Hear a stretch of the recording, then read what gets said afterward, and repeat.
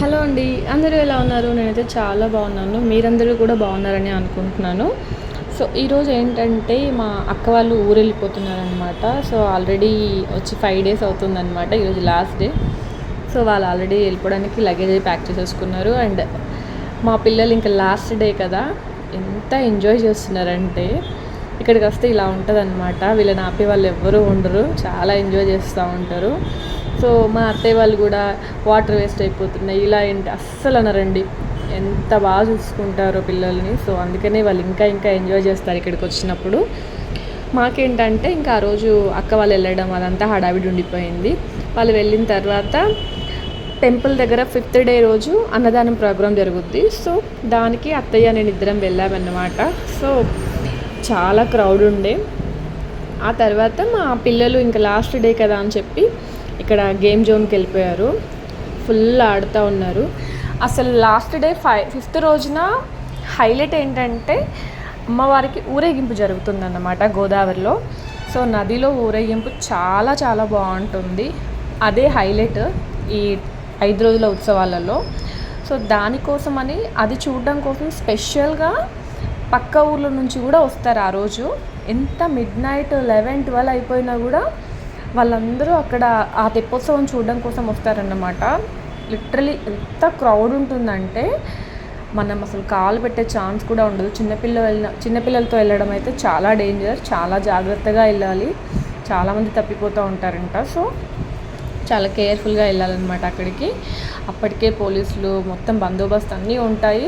ఎంత ఉన్నా కూడా ఆపలేము, అంత క్రౌడ్ ఉంటుంది. ఇక్కడ చూడొచ్చు. వెళ్ళేటప్పుడు మేమైతే అనుకున్నాను, అంటే చాలా బాగుంటుంది కదా చూద్దాము, ఇయర్లీ ఒక్కసారే ఉంటుంది కదా అని వెళ్ళాను. మా పిల్లల్ని తీసుకెళ్ళలేదు, నాకు భయం వేసింది. నాకు ముందే తెలుసు ఇంత క్రౌడ్ ఉంటుందని. సో వెళ్ళిన తర్వాత ఆ ఊరేగింపు చూస్తుంటే అసలు హైలైట్ అండి. చాలా అంటే చాలా బాగుంటుంది. పక్కనే బాంబులు అవి కాలుస్తారనమాట. ఆ లైటింగ్లో అమ్మవారి ఊరేగింపు చాలా బాగా కనబడుతుంది. లైఫ్లో ఒకసారి చూడాల్సిన ప్లేస్ అసలు. సో చాలా బాగుంటుంది. అదంతా అయిపోయిన తర్వాత ఇంకా మేము లాస్ట్ రౌండ్ ఆ ఊరేగింపు జరిగే టైంలో మేము ఇంకా అక్కడ నుంచి వచ్చేసాము. అత్తయ్య చెప్పారు ఇంకా లాస్ట్ టైం అయిపోయే టైంకి వాళ్ళందరూ మళ్ళీ వెనక్కి వచ్చేస్తారు కదా, చాలా క్రౌడ్ ఉంటుంది, ఇంటికి త్వరగా వెళ్ళిపోదాము అని చెప్పారన్నమాట. సో అందుకే మేము ఇంకా లాస్ట్ వరకు ఉండి కొంచెం సేపు ఒక 4 చుట్లు తిరిగిన తర్వాత మేము బయటకు వచ్చేసామన్నమాట. బయటకు వచ్చిన తర్వాత ఏంటంటే అత్తయ్య మళ్ళీ ఇంటికి సంబంధించిన సామాన్లు ఏవో తీసుకున్నారు ఆ జాతరలో. ఇంకా ఇలా వెలుగు ఎంత బాగుందో అక్కడ, ఏదో మధ్యాహ్నం టైంలో ఉంటుంది కదా అంత వెలుగు కనబడుతుంది అనమాట. చీకట్లో కూడా అన్ని లైటింగ్స్ ఉన్నాయి. ఇంకా జనాలు వస్తూనే ఉన్నారు. ఆ రోజు 5th డే కాబట్టి అంత క్రౌడ్ ఉందంట. సో ఇక్కడ నేను ర్యాండమ్గా చూస్తుంటే ఇక్కడ ఇది ఏదో కనపడింది. సో ఫస్ట్ ఇది తినే ఐటమ్ అని కూడా నేను అనుకోలేదు, ఏం చేస్తున్నాడు అని చెప్పి అలా చూస్తున్నా అనమాట. ఆ తర్వాత కొంచెం ఓసిడి ఉన్న వాళ్ళైతే తినలేరేమో అనిపించింది నాకు. బట్ దీని పేరేంటి అనేది మాత్రం మీకు తెలిస్తే నాకు కామెంట్ చేయండి. నాకైతే దీని పేరు తెలియదు. బట్ తింటే మాత్రం చాలా గట్టిగా ఉంది అండ్ స్వీట్ తీయగా కూడా ఉందన్నమాట. టేస్ట్ బాగానే ఉంది కానీ చాలా గట్టిగా ఉంది. నేను చూడడం ఫస్ట్ టైం. సో వెరైటీగా అనిపించింది. ఆ తర్వాత ఇంకా అత్తయ్య నేను సరదాగా కొంచెం సేపు షాపింగ్ అది చేసుకుని ఇంటికి వెళ్ళిపోయామన్నమాట.